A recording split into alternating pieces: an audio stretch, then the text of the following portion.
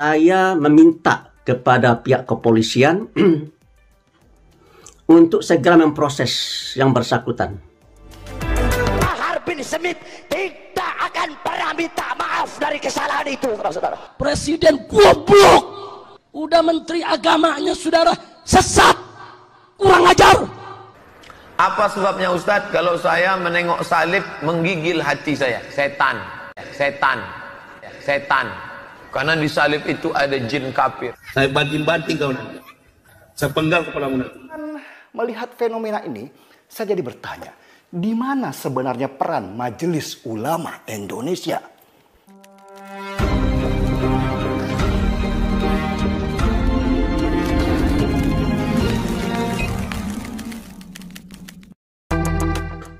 Assalamualaikum warahmatullahi wabarakatuh.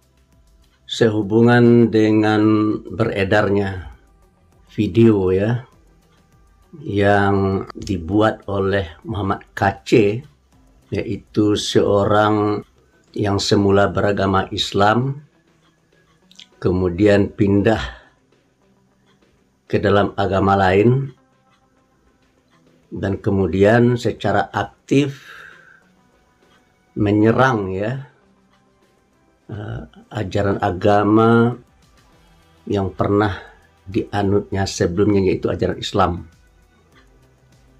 Dan di dalam video yang beredar akhir-akhir ini dan terakhir ini saya melihat yang bersangkutan itu sudah melampaui batas-batas yang menurut saya itu akan sangat-sangat mengganggu kerukunan hidup antar umat beragama di negeri ini. Karena yang bersangkutan menurut saya telah masuk ke rumah orang lain kemudian mengacak-acak rumah orang tersebut gitu. Dan ini adalah sebuah perbuatan yang tidak etis dan sudah memancing kemarahan umat. Karena yang bersangkutan dalam ucapannya itu telah menghina dan merendahkan Allah Subhanahu wa taala, telah menghina dan merendahkan kitab suci umat Islam yaitu Al-Qur'an, telah menghina dan merendahkan Nabi Muhammad SAW. Bahkan diksi-diksi yang dia pilih, yang dia pergunakan, yang dia sampaikan secara sadar, itu adalah diksi-diksi yang mencerminkan kebencian. Oleh karena itu, saya meminta kepada pihak kepolisian untuk segera memproses yang bersangkutan.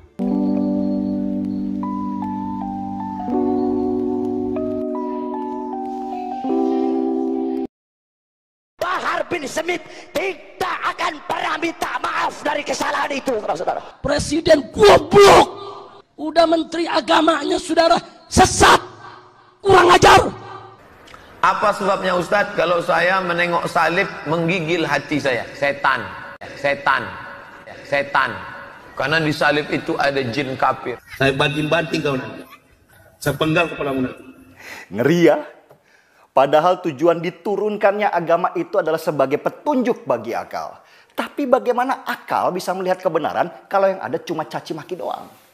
Indonesia memang sedang punya masalah besar dengan ustadz seleb.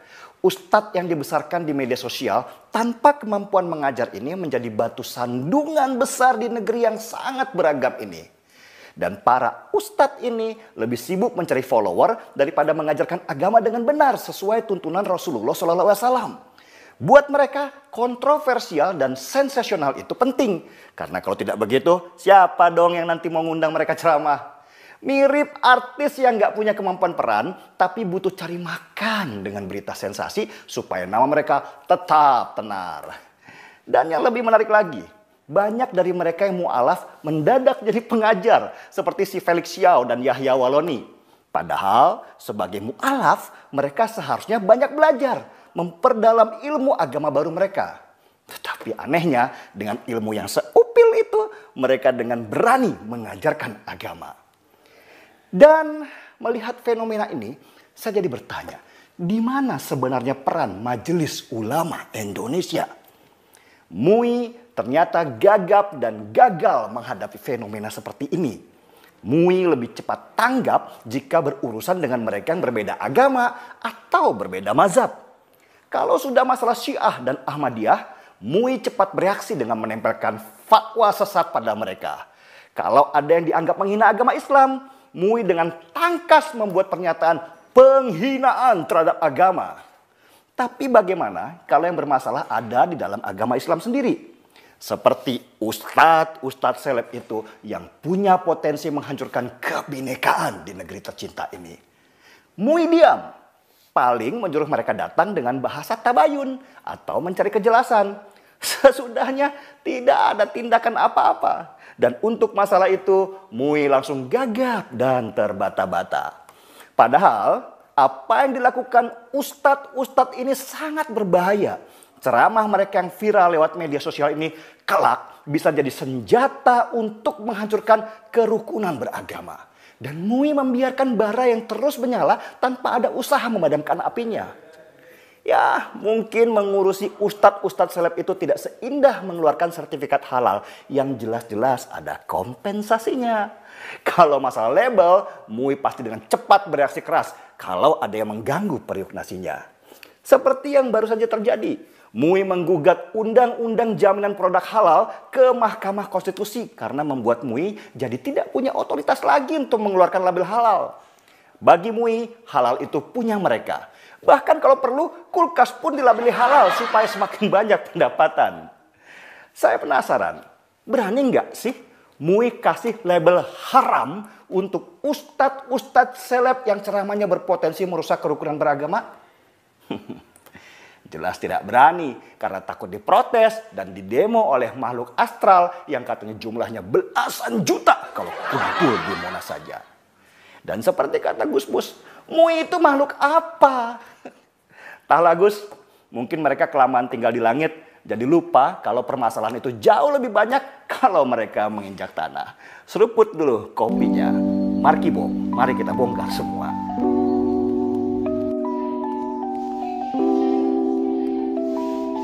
Yang membuat saya pindah, buka ketik sekarang Matius itu nama orang ya, bukan sikatan mati tadi urus. Coba ketik Matius pasal 7 ayat 21, 22, 23. Ini paling kunci. Yesus bilang begini, barang siapa besok memanggil aku Tuhan, Tuhan, tidak akan masuk surga. Yang masuk surga itu yang mengikuti kehendak Allah. Dan besok orang akan mengatakan, Tuhan, aku sudah menyembuhkan orang dalam namamu. Banyak penyembuhan pakai nama Yesus. Aku sudah mengusir setan dengan namamu. Apa kata Yesus? Pada hari itu aku akan berterus terang kepada mereka. Aku tidak kenal kamu semua, pembuat kejahatan. Benar tidak? Yesus yang ngomong ini. Tidak mungkin ayat ini dibacakan di gereja. Jamaah kukut pindah masjid. Loh kenapa jamaah nggak baca? Beda dengan Islam. Kalau Islam Allah bilang, Iqra bismi rabbika ladzi khalaq, surat 91. Baca. Justru kita suruh baca supaya kita tahu. Kalau mereka, wahai anak-anak domba, hendaklah engkau mengikuti gembalamu. Ya wes manut gembalanya. Dan ojo lali iki pian gembala dudu dombani. Ya. Lalu yang kedua dia bilang begini. Tolong perhatikan. Bukan, ya kata depannya tadi, bukan orang yang berseru kepadaku, panggil aku Tuhan Yesus, yang akan masuk surga. Kalau orang panggil dia Tuhan Yesus, bukan orang itu yang masuk surga. Ngerti?